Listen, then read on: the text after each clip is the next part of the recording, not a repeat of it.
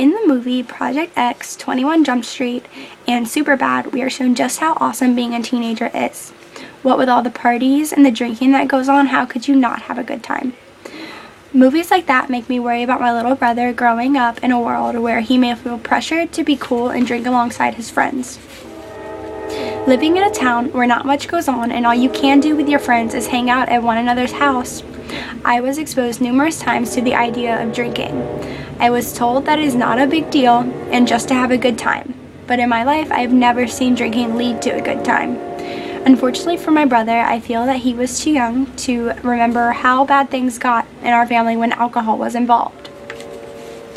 While I am not of drinking age yet, I would like to state that when I do turn 21, I am not going to start drinking. I believe that just because you have drinking age does not make drinking, or for better words, getting drunk, okay. In my speech, I will discuss the reason, facts, and how to help teenagers make the choice not to drink. Let's begin with reason. There are many reasons not to and to drink, and looking foolish is sadly on both sides of the fence. If you say no to a drink, you will look like a prude or someone who doesn't want to have fun, and with that you could lose your friends. But if you do drink and lose control, as is most likely to happen, you could end up doing something you will regret and in turn still lose friends because of something they wanted you to do. It really is a lose-lose situation, and although it is a hard decision not to do what your friends are doing, it can be one of the best decisions you make. Moving on to fact, we start to see the scary side of drinking and the risks that it may cause. In an article I found on teenadvisor.com called Why Shouldn't I Drink? Opens our eyes up to the devastating facts of what drinking can lead to.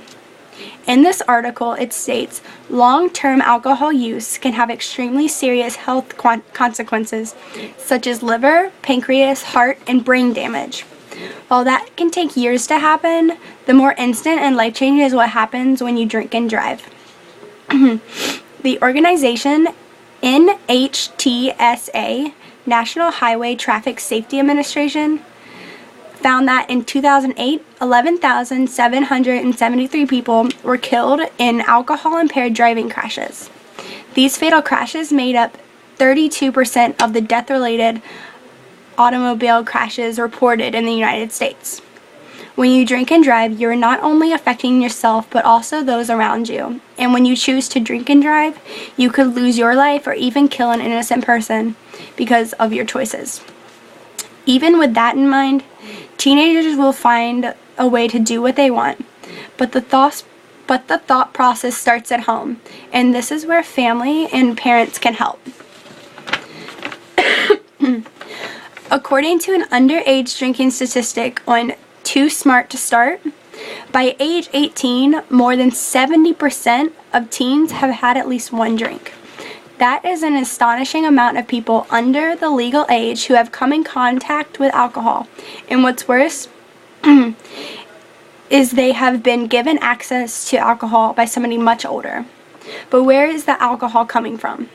Most likely it is the parents who have liquor for their own enjoyment that drive teens to drink. Drinking in front of your child could spark the idea that drinking is okay. The best thing to do is just limit the amount of drinking done in front of them. Don't keep liquor in their line of sight, and when talking to them about drinking, don't yell at them as if they have already made the choice to drink. Mothers Against Drunk Driving, also known as MADD, advocates say impairment starts with the first drink, and driving impaired is a crime. It doesn't matter how much you have had, you are a risk if you drink and drive. In conclusion, I would like to state that I am not against all drinking. It's the drinking that is done to have a good time that really frustrates me. Your good time could cost you or someone else their life.